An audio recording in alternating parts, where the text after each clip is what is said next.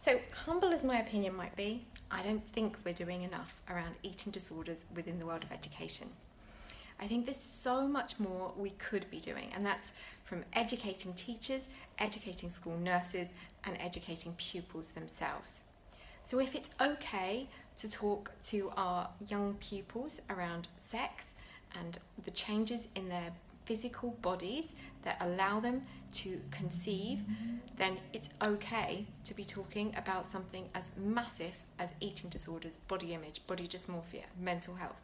We must absolutely prioritise that on the curriculum.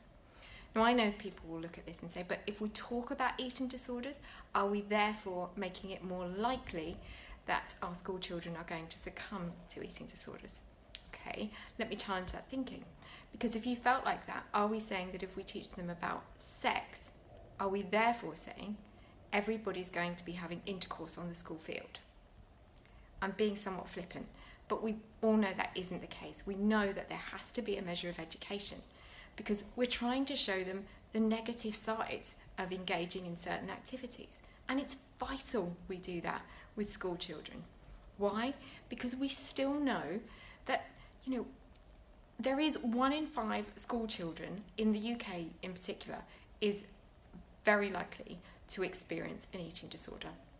So 20%, and yet we're not doing our very best to educate them about the risks, the signs, how to spot and how to support peers who may be bordering on the edge of an eating disorder. We have to do more. And that means being brave enough to find what is the right dialogue with which we educate. How are we going to handle this? How are we going to manage it from a school nursing perspective, from the pastoral cares team? How are we going to mention it in curriculum? Where does that feature? And if our school is to witness an eating disorder behaviour, how do we handle this? Is this something we're ashamed of? Is this something we try and pass away and seek to ask the family to deal with separately? Well, good God, I hope that wouldn't be the case. I'd hope every school would view it that they have a responsibility within the safeguarding and well-being of that child to say that they spend a large number of hours with that young person and therefore they do have a direct role in helping that child through an eating disorders journey.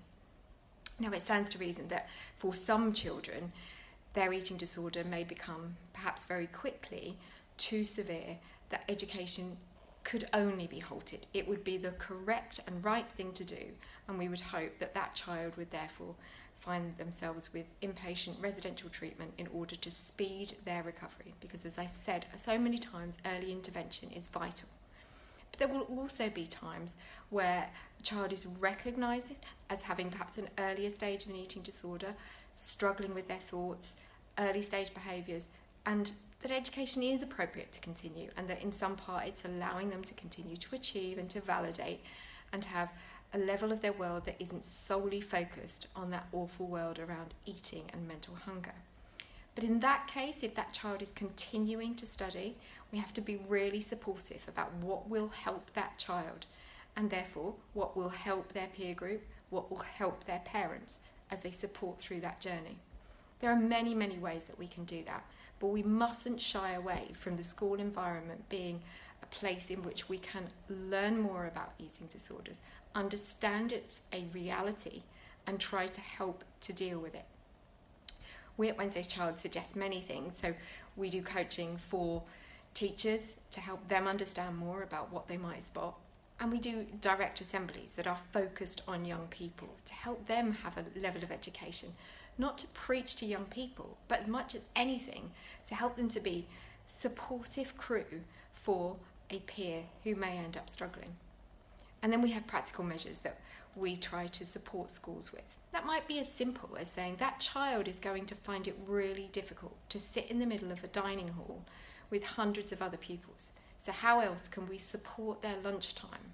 How else can we help them navigate something they find very difficult, the process of sitting down and eating a meal at their lunchtime, but ensure that they feel more comfortable to do so than if they were left alone in a large group to do it? I do think education and eating disorders have to start becoming something that we accept as being a necessary topic. It's got to be something we do more of. It's got to be something that we're brave enough to embrace in whatever format that might be. And we do it on a regular basis.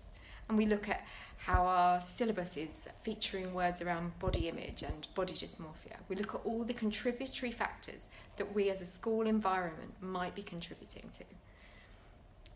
Eating disorders need us to deal with it across workplace, family life and schools.